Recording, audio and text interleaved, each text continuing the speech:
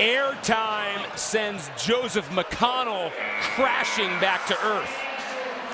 Wow. Now I want to take a look at this bull.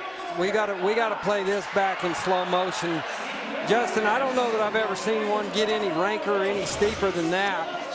I mean, this bull is barely able to keep his footing. He gets so steep, and what we mean by that is, look, you know, here's the amount of air that he gets. Now he's going to break over, and kick and start to come back to the ground. Let's roll it here. Okay, now watch as he gathers himself right here. You see Joseph's feet comes back behind him. Watch this move right here. Look at that. That's incredible. He's only got 1 foot on the ground right here.